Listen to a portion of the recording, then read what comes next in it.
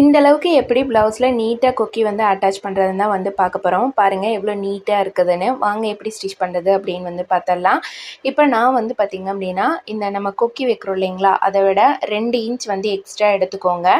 அந்த கிளாத்துக்கு 3 இன்ச் வந்து அகலம் வந்து எடுத்துக்கோங்க. இப்போ நம்ம ஃபஸ்ட்டு வந்து ஒரு 1/4 இன்ச் அளவில் ஃபஸ்ட்டு தையல் போட்டு எடுத்துகிட்டு அதை அப்படியே மடித்து இன்னொரு தையல் அது மேலே படிமான தையல் வந்து போட்டு விட்டுடலாம். இந்த கொக்கி வந்து பார்த்திங்க அப்படின்னா நான் இது ஒரு பார்ட்டி ப்ளவுஸ்க்கு தான் வந்து ஸ்டிச் பண்ணுறேன். இப்போ இதை வந்து நம்ம 3 இன்ச் இன்னொரு கிளாத் வந்து எடுத்துருக்குறோம். அந்த 3 இன்ச் எடுத்த கிளாத்தில் அதை வந்து நம்ம மடித்தோம் அப்படின்னா உள்ளே 1 இன்ச் போயிடணும். அது மேலே வந்து 2 இன்ச் இருக்கிற மாதிரி நீங்கள் எடுத்துக்கோங்க.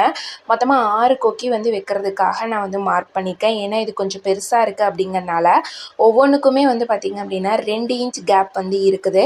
இப்போ நம்ம மடித்து வச்சுட்டு இந்த இது வந்து பார்த்திங்க அப்படின்னா 2 இன்ச் இருக்குது. இதை நம்ம அப்படியே வந்து நான் சொன்ன மாதிரி 1 இன்ச் உள்ளே போகிற மாதிரியும் மீதி 2 இன்ச் வெளியில் தெரிகிற மாதிரியும் நீங்கள் இந்த மாதிரி கிளாத்தை வச்சுக்கோங்க. அடுத்து வந்து நம்ம வி போட ஆரம்பிச்சிடலாம். மார்க் பண்ணியிருக்கோம் இல்லைங்களா, அந்த மார்க் பண்ண இடத்துல கரெக்டாக வந்து ஒரு 3 தையல் மட்டும்தான் நீங்கள் கீழே இறக்கணும். கீழே இறக்கிட்டு நீங்கள் வந்து அப்படியே வந்து ஸ்டிச்சஸ் போட்டு வாங்க. இப்போ பாருங்கள் நான் வந்து ஃபுல்லாக அப்படியே வந்து இதுக்கு இடையில வர கேப் அப்படிங்கிறது வந்து பார்த்திங்கன்னா ஒரே ஒரு நீடில் அளவு மட்டும்தான் அந்த கேப் வந்து விட்டுருக்கேன். அதாவது நம்ம அந்த கொக்கியை உள்ளார இன்சர்ட் பண்ணுற அளவுக்கு மட்டும்தான் கேப் விடணும். ரொம்ப அதிகமாக வந்து விடக்கூடாது. அந்த கொக்கியோட அந்த லைன் வருது பார்த்திங்களா, அந்த லைன் வர அளவுக்கு மட்டும்தான் வந்து இருக்கணும். இந்த மாதிரி நீங்கள் வந்து ஒரு 11 மாதிரி ஸ்டிச் பண்ணி எடுத்துக்கோங்க. இப்போ லாஸ்ட் ஒன்னையும் நம்ம வந்து ஸ்டிச் பண்ணிடலாம். மேலேயும் கீழேயும் ஒவ்வொரு இன்ச் மட்டும் கிளாத் விட்டுக்கோங்க அதை மடித்து ஸ்டிச் பண்ணுறதுக்காக. இப்போ பாருங்கள் இந்த மாதிரி நீங்கள் வந்து ஸ்டிச் பண்ணி எடுத்துக்கோங்க. நம்ம வந்து கொக்கி வந்து எடுத்து வச்சுருக்கோம்.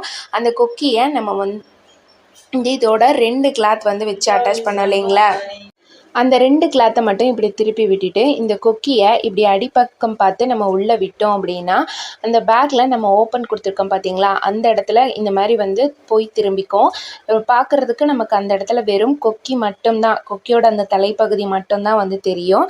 இப்போ எல்லா இதுக்குமே வந்து போட்டாச்சு. நீங்கள் இந்த மாதிரி வந்து எக்ஸ்ட்ரா இருக்கிற கிளாத்தெல்லாம் கட் பண்ணி விட்டுட்டு நீங்கள் வந்து அப்படியே மடித்து இந்த மாதிரி ஸ்டிச் பண்ணுறதுனாலும் பண்ணலாம். இல்லை உங்களுக்கு இது மாதிரி மடித்து ஸ்டிச் பண்ணுறதுக்கு ரொம்ப சிரமமாக இருக்குது அப்படின்னு நினச்சிங்க அப்படின்னா இதை அப்படியே வந்து இப்படி திருப்பி விட்டுட்டு ஃபஸ்ட்டு ஒரு தையல் வந்து போட்டு எடுத்துக்கோங்க. இந்த மாதிரி போட்டு எடுத்துகிட்டு அதுக்கப்புறம் நம்ம வந்து ஸ்டிச் பண்ணோம் அப்படின்னா நமக்கு ரொம்ப ரொம்ப ஈஸியாக இருக்கும்.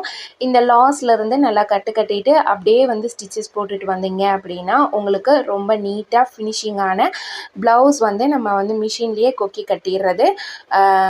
உங்களுக்கு வந்து ட்ரை பண்ணி பாருங்கள். நீங்கள் வந்து நார்மலாக நம்ம வந்து கையில் கட்டுற டைம் விட இது வந்து கம்மியாக தான் உங்களுக்கு வந்து ஆகும். ஆரம்பத்தில் ரொம்ப அதிக ஒர்க் இருக்கிற மாதிரி தெரியும்.